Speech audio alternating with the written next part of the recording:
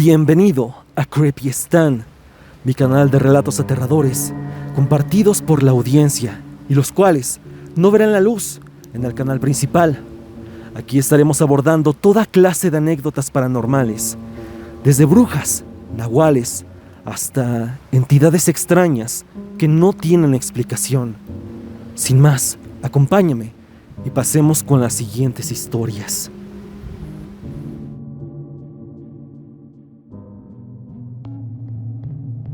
Guillermo Castro nos cuenta: Hola Stan, buenas noches.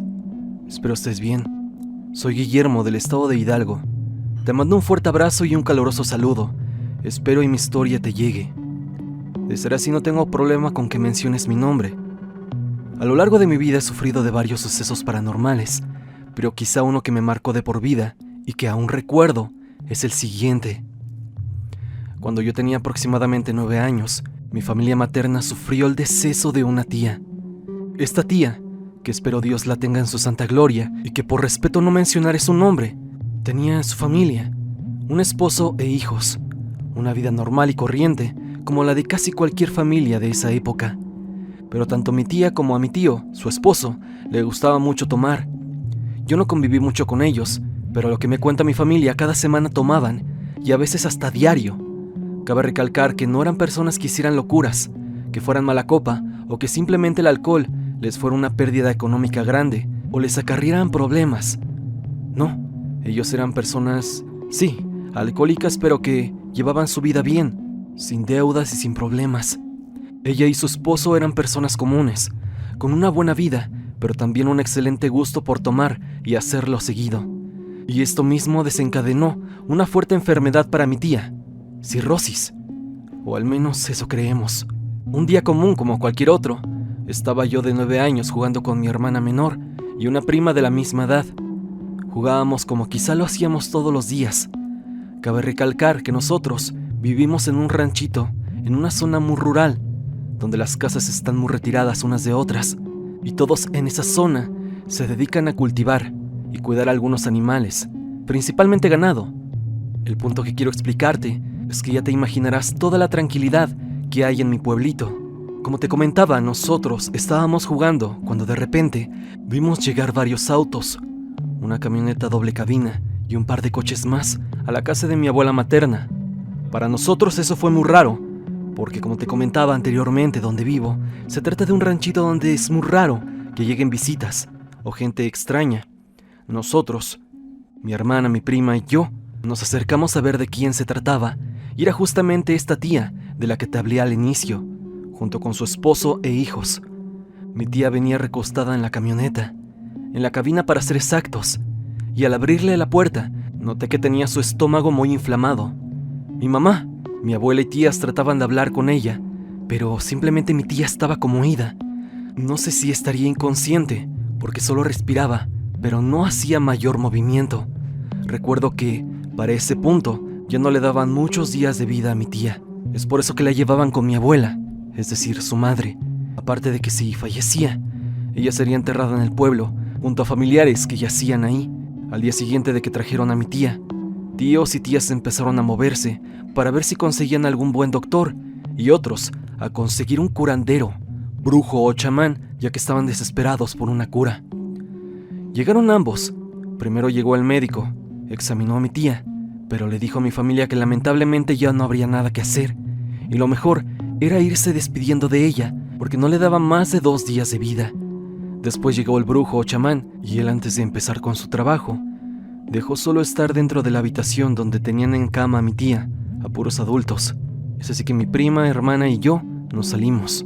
Al salir los adultos, supe por medio de susurros y pláticas entre mis tíos, que estuvieron presentes ahí, que le hizo una limpia con hierbas y un par de huevos, y les dijo que lo que ella tenía no era algo médico, sino que era brujería, y que después de esa sesión mi tía estaría bien.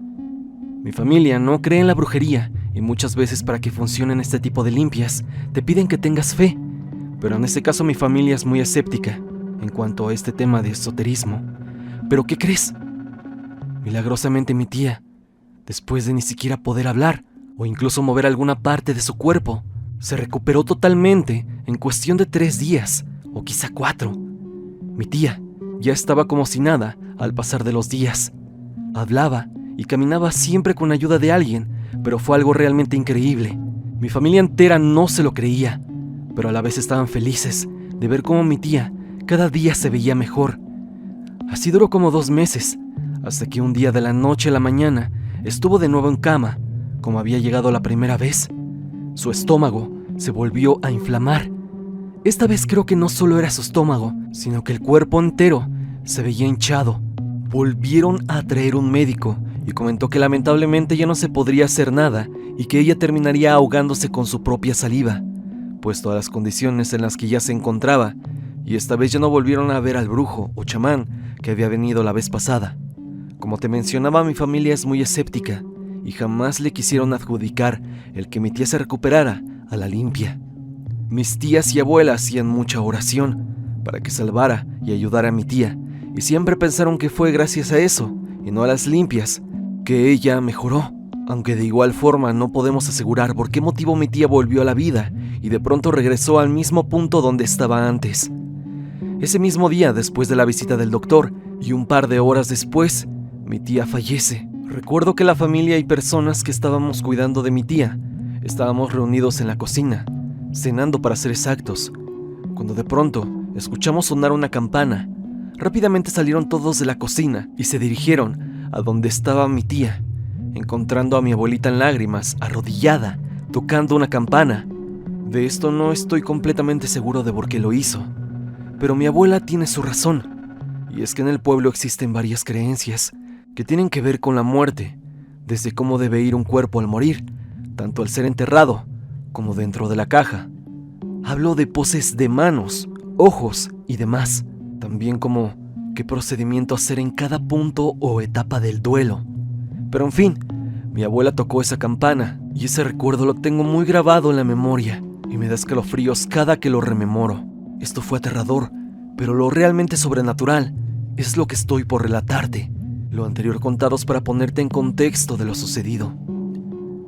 Ya que mi tía había fallecido y que vimos a mi abuela tocar la campana, vi cómo todas mis tías se llevaron las manos al rostro y empezaron a llorar. Mi papá volteó a verme y me dijo: «Ven, acompáñame a la tienda». Nos dirigimos a la tienda, esto ya de noche. Eran aproximadamente las 8 o 9 de la noche. Esa en particular era muy oscura, muy profunda. Ni siquiera la luz de la luna alumbraba el pueblo. Mi papá llevaba una lámpara y fue con ella que nos alumbramos hasta llegar a la tienda. Compramos un par de veladoras para encenderlas en el velorio.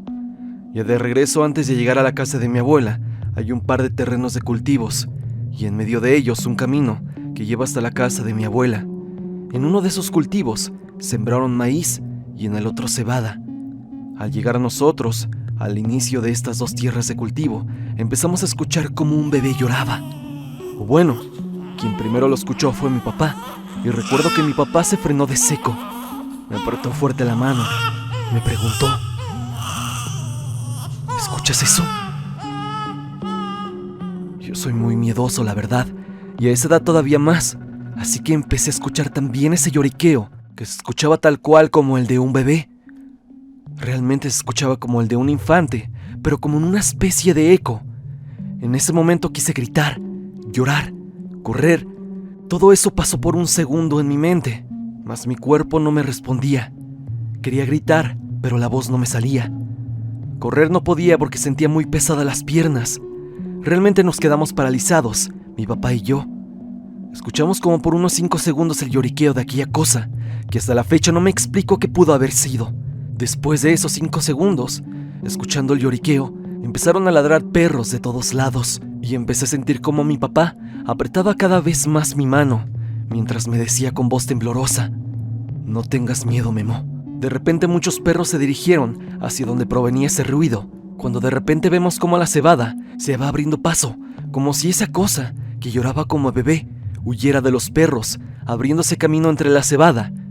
Los perros ladraban de una forma muy agresiva, como cuando ven un peligro inminente y se aferran a querer atacar. Mi papá y yo quedamos estupefactos. Caminamos hacia la casa de mi abuelita, después de que los perros corrieran entre la cebada. En ese momento me quedé como en trance, Quería llegar a la casa como si la casa de mi abuelita me generara una paz o me garantizara seguridad. Se me volvió eterno el tramo que tuvimos que atravesar para llegar a la casa de mi abuela. Al llegar de nuevo a la casa, familiares nos notaron raros. Y es que ambos estábamos completamente aterrados y algo acelerados. Mi papá, de manera inmediata y con algo de terror en sus palabras, les contó lo de los lloriqueos y cómo algo corrió entre la cebada a una velocidad imposible mientras los perros iban detrás de eso. Mientras mi papá contaba esa parte, una anciana del pueblo, amiga de mi abuelita, y que había ido a ver a mi tía, se levantó y se acercó. Le dijo que eso que escuchamos fue la muerte. Aseguró que alguien tiene que invitar a la muerte para que venga por su familiar. Y en este caso, nos tocó a nosotros traerla para que se llevara a mi tía. No sé si realmente haya sido así, y créeme que hasta la fecha sigo sin creer lo que aquella noche nos tocó experimentar. Pero créeme que es una de mis peores vivencias, y más porque mi papá también lo vio. No hay oportunidad de que esto haya sido imaginación mía. Te recalco que mi papá no es muy creyente de lo paranormal, y no es tan fácil que se espante. Pero ese día, a pesar de permanecer lo más tranquilo que pudo, mi papá también estaba apretando mi mano de miedo.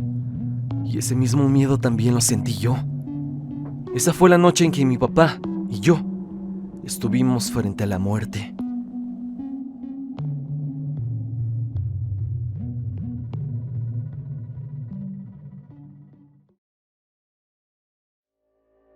Cecilia nos cuenta: Hola Stan, te quiero contar algo que me pasó hace varios años. La historia que me pasó fue en un campamento. Esto cuando tenía 15 años. Era el viaje de fin de cursos de secundaria de mi escuela. Se hace siempre para los alumnos que terminan tercero de secundaria y te llevaban a un campamento en Valle de Bravo. Armabas un grupo con tus amigos, de como 5 o 6 personas, y asignaban una cabaña por grupo. También asignaban a cada grupo un animador que dormía con tu grupo en la misma cabaña. Mi grupo era de puras niñas y nos tocó una animadora, la cual llamaremos Camila para esta historia. Desde que la conocimos nos cayó muy bien. Era muy linda, súper atenta, siempre amable e intentaba congeniar con nosotras, ya que ella tenía como 25 años, pero nos daba vibras extrañas a algunas de mis amigas y a mí. Era muy linda, pero de repente se desconectaba. Se le perdía la mirada y después de unos segundos regresaba. Era muy extraño. La primera noche, ya estábamos dormidas todas en la cama de arriba. La cabaña tenía como un balcón de adentro y todas juntábamos las cámaras para dormir arriba, y Camila dormía abajo. En la madrugada, escuchamos un portazo fuertísimo, como si alguien hubiera azotado la puerta o se hubiera caído algo muy pesado. Y solo una amiga y yo nos despertamos, completamente aterradas. Nos asomamos por el balcón que había en la cabaña y vimos a Camila, en pijama, parada en medio del cuarto viendo hacia arriba, como esperando que nos despertáramos. La verdad, estábamos muy sacadas de onda y le preguntamos qué había pasado, que si todo estaba bien, y solo respondimos que sí, que regresáramos a dormir, pero lo dijo con un tono demasiado calmado, más de lo normal, y nos sonrió otra vez como siempre. Al día siguiente ella actuó como si nada.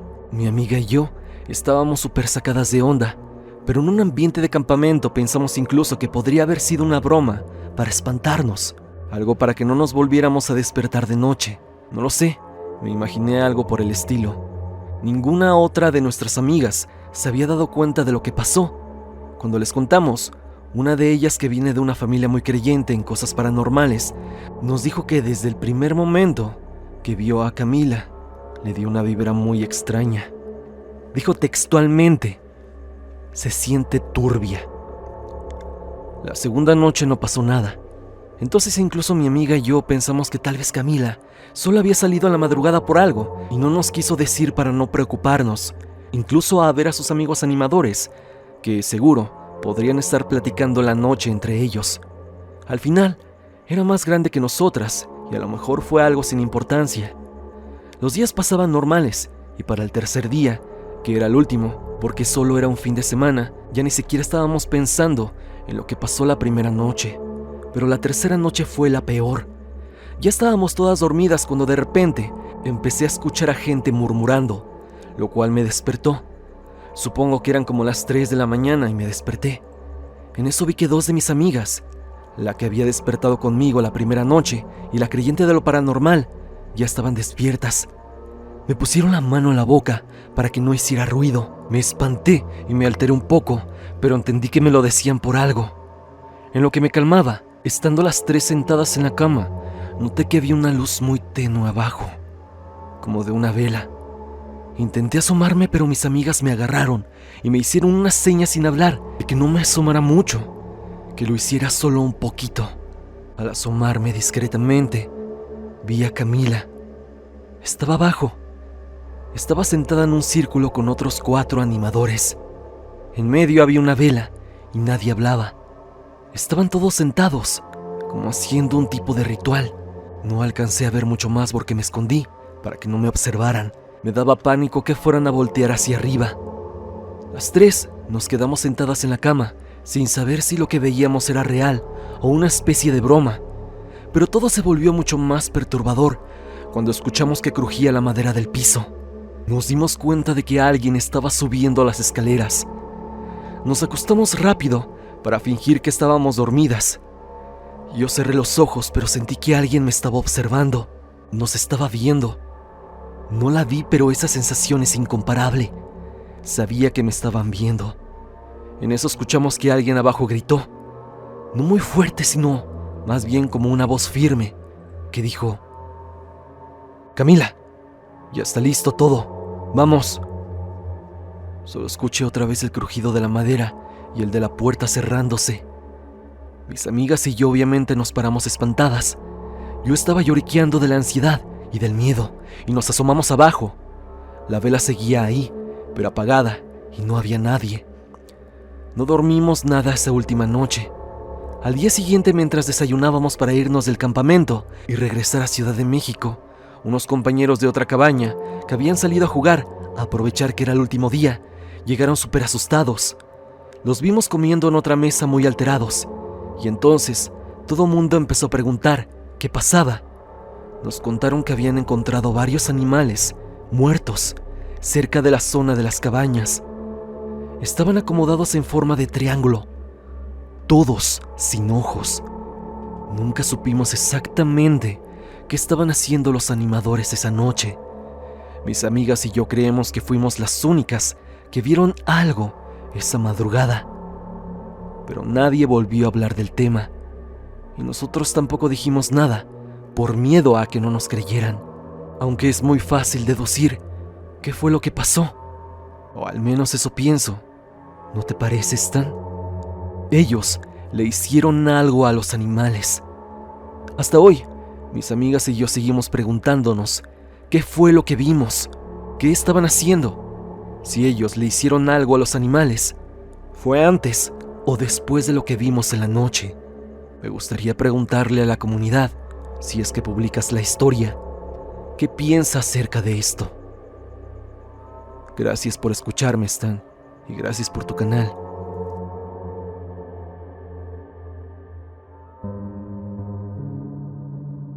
Hasta aquí el video del día de hoy.